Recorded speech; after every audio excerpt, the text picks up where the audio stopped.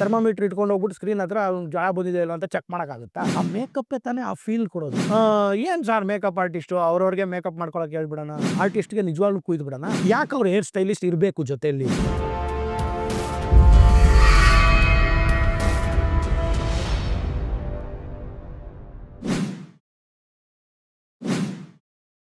Investing in cinemas without cinema knowledge is injurious to you, your family, and the audience too. अन्नदाता सुखी भव. ಅನ್ನದಾತ ಸುಖಿ ಭವ. ಇವತ್ತು ನಾನು ಮಾತಾಡೋಕೆ ಹೊರಟಿರೋ craft makeup and hair styling. Makeup and hair styling ಎಷ್ಟು ಇಂಪಾರ್ಟೆಂಟ್ ಆಗುತ್ತೆ ಒಂದು ಮೂವಿ ಮೇಕಿಂಗಲ್ಲಿ ಅಂತ ಮಾತಾಡೋಕೆ ಹೊರಟಿದ್ದೀನಿ.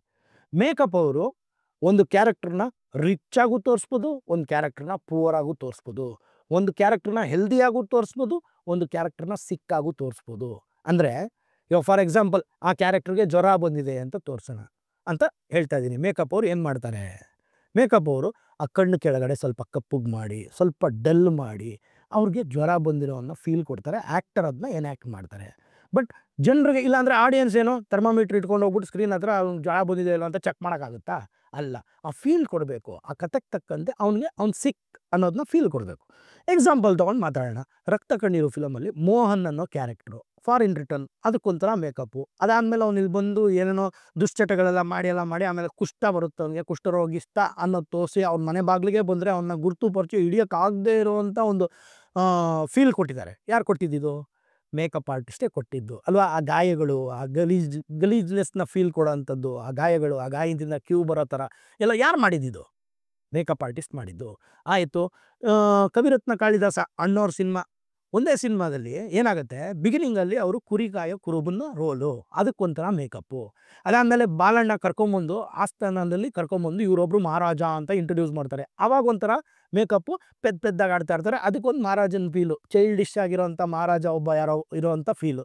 ಅದಾದಮೇಲೆ ಮದುವೆ ಆಗುತ್ತೆ ಅವ್ರಿಗೆ ಜಯಪ್ರದಾ ಅವ್ರ ಜೊತೆ. ಅದಾದಮೇಲೆ ದೇವಸ್ಥಾನದಲ್ಲಿ ಕೂಡಾಕ್ತಾರೆ. ಆವಾಗ ದೇವಿ ಅವ್ರ ನಾಲ್ಗೆ ಮೇಲೆ ಓಂ ಅಂತ ಬರೆದು ಅವರು ಕವಿರತ್ನ ಕಾಳಿದಾಸ ಆದಾಗ ಅದಕ್ಕೊಂದು ಫೀಲು. ಕವಿರತ್ನ ಕಾಳಿದಾಸ ಅವರು ತುಂಬ ಒಂದು ಜ್ಞಾನಿ, ಆ ಪಟ್ಟೆ, ಆ ಒಂದು ಮೇಕಪ್ಪು, ಆ ಒಂದು ಮೇಕಪ್ಪು ಅಂದರೆ ಒಂದೇ ಸಿನಿಮಾದಲ್ಲಿ ಎಷ್ಟು ವೇರಿಯೇಷನ್ ನೋಡಿ, ಅಷ್ಟು ವೇರಿಯೇಷನ್ ಕೊಡುತ್ತಾ ಅಂತ ಮೇಕಪ್ಪು.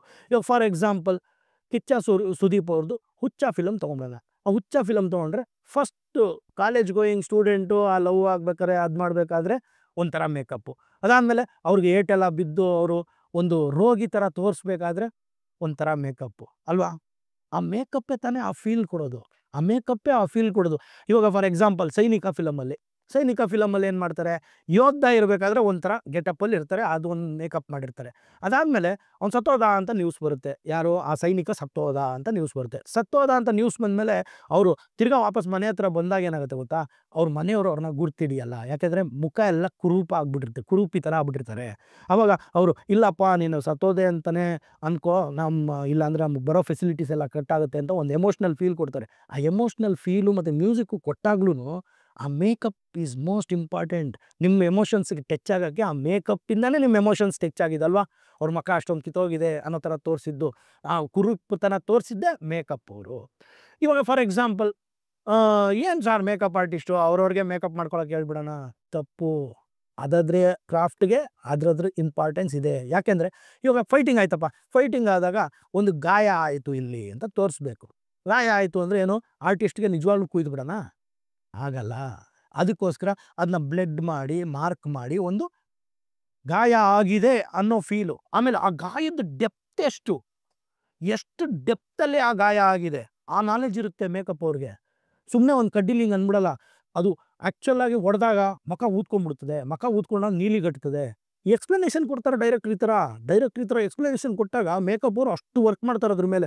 ಹೌದು, ಮುಖ ಊತ ಮಾಡೋಕ್ಕೆ ಏನು ಮಾಡಬೇಕು, ಅದಾದಮೇಲೆ ಹೆಪ್ಪುಗಡ್ದಂಗೆ ಮಾಡಿದಾಗ ಏನು ಮಾಡಬೇಕು, ಅಥವಾ ಒಂದು ಬ್ಲೇಡೇ ಇಷ್ಟು ಡೆಪ್ತಲ್ಲಿ ಹೋಗಿದೆ ಅಂದರೆ ಎಷ್ಟು ಡೆಪ್ತಲ್ಲಿ ಆ ಬ್ಲೇಡ್ ಹೋಗಿ ಕಟ್ಟಾಗಿದೆ ಅನ್ನೋಷ್ಟು ಮೇಕಪ್ ಮಾಡ್ತಾರೆ. ಸೊ ಮೇಕಪ್ ಅವ್ರದ್ದು ಕೆಲಸ ಏನು ಅಂದರೆ ಆ ಸೀನಲ್ಲಿ ಇವಾಗ ಫೋರ್ಗ್ರೌಂಡ್ ಇದೆ, ಬ್ಯಾಕ್ಗ್ರೌಂಡ್ ಇದೆ, ಎಲ್ಲ ಇದೆ. ಕ್ಯಾರೆಕ್ಟ್ರು ವಿತ್ ಕಾಸ್ಟ್ಯೂಮ್ ನಿಂತಿದ್ರು ಏನು ಫೀಲ್ ಬರಬೇಕು ಆ ಕ್ಯಾರೆಕ್ಟ್ರದ್ದು ಅಂತ ವರ್ಕ್ ಮಾಡೋದು ಮೇಕಪ್ ಆರ್ಟಿಸ್ಟ್. ಮೇಕಪ್ ಆರ್ಟಿಸ್ಟ್ ಅಂದರೆ ಏನು? ಮೇಕಪ್ ಆರ್ಟಿಸ್ಟ್ ಅಂದರೆ ಒಬ್ಬೊಬ್ರು ಬರ್ತಾರೆ ಸರ್ ಅಂದರೆ ಮೇಕಪ್ ಮ್ಯಾನ್ ಚೀಫ್ ಒಬ್ರು ಇರ್ತಾರೆ, ಅವ್ರಿಗೊಬ್ರು ಅಸಿಸ್ಟೆಂಟ್ ಇರ್ತಾರೆ ಆ ಮೇಕಪ್ನ ಕ್ಯಾರಿ ಮಾಡೋಕ್ಕೆ.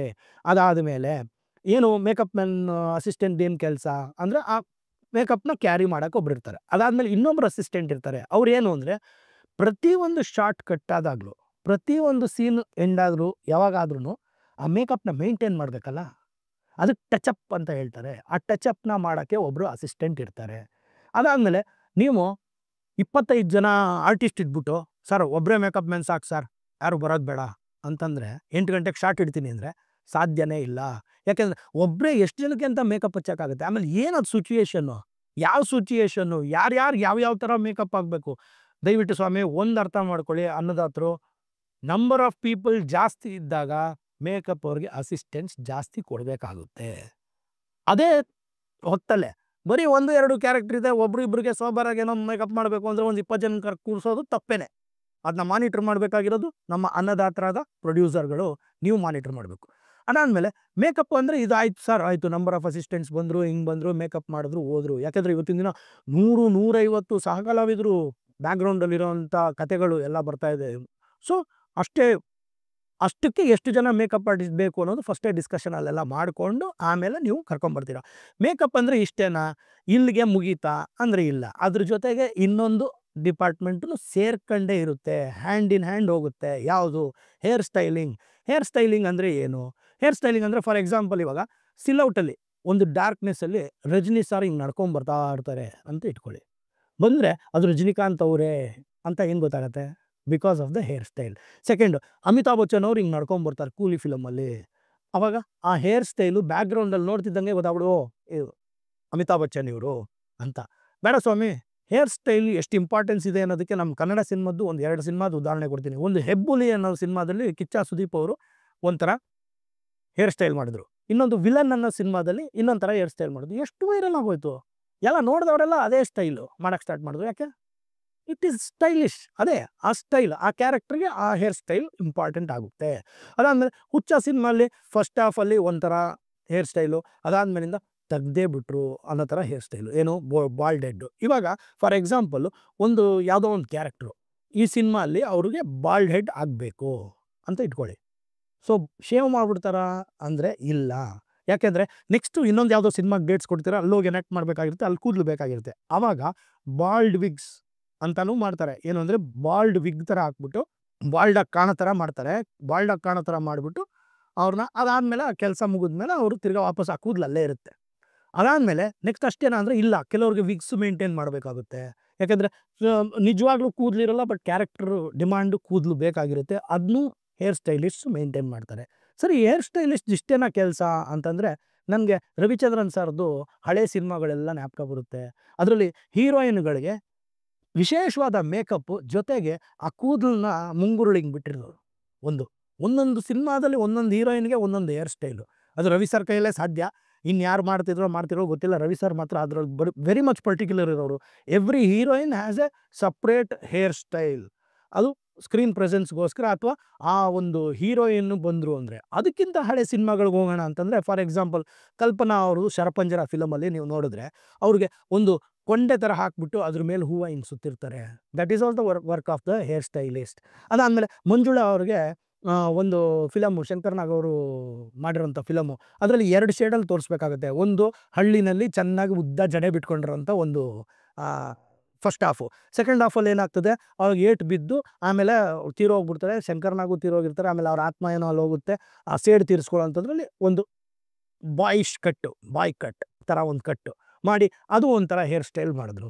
So hair styling also becomes most important. ಆಮೇಲೆ ಹೇರ್ ಸ್ಟೈಲ್ ಯಾಕೆ ಅವ್ರು ಹೇರ್ ಸ್ಟೈಲಿಸ್ಟ್ ಇರಬೇಕು ಜೊತೆಯಲ್ಲಿ ಅಂತಂದರೆ, ಸ್ವಾಮಿ ಪ್ರತಿ ಒಂದಕ್ಕೂ ಕಂಟಿನ್ಯೂಯೇಷನ್ ಅಂತ ಇರುತ್ತೆ. Please see to it. ಸೀನಿಂದ ಸೀನ್ಗೆ, ಶಾರ್ಟಿಂದ ಶಾರ್ಟ್ಗೆ ಏನು ಮಾಡ್ತಾ ಇರ್ತೀರಾ? ಟಚಪ್ ಮಾಡ್ತಾ ಇರ್ತೀರಾ, ಇನ್ನೊಂದು ಮಾಡ್ತಾ ಇರ್ತೀರಾ. ಬಟ್ ಅದೇ ಫ್ರೇಮಲ್ಲೇ ಕೂತ್ಕೊಂಡಿರ್ಬೇಕಾದ್ರೆ ಸ್ವಲ್ಪ ಸ್ವಾಮಿ ಇದು ಕೂದಲು ಹಿಂಗೆ ಬಂದ್ಬಿಡ್ತು, ಡಿಫ್ರೆಂಟಾಗಿ ಕಾಣಲಿಲ್ವ ನಾನು? ಅದರಿಂದ ಅದನ್ನ ಮೇಂಟೈನ್ ಮಾಡೋಕ್ಕೆ hair stylist is most important. ಅದನ್ನ ಮೇಂಟೈನ್ ಮಾಡಬೇಕು. ಒಂದೇ ಶಾರ್ಟ್. ಈ ಶಾರ್ಟಲ್ಲಿ ಎಷ್ಟು ಸತಿ ನೀವು ತೊಗೊಂಡಿದ್ರು ಆ ಸೀನಲ್ಲಿ ನಿಮ್ಮ ಹೇರ್ ಸ್ಟೈಲಿಂಗ್ ಹಂಗೇ ಇರಬೇಕು. ಅದಕ್ಕೋಸ್ಕರ makeup and hair styling becomes most important. ಅದಕ್ಕೆ ಆದಂಥ ಒಂದೊಂದು ರೆಸ್ಪಾನ್ಸಿಬಿಲಿಟಿ ಇದೆ.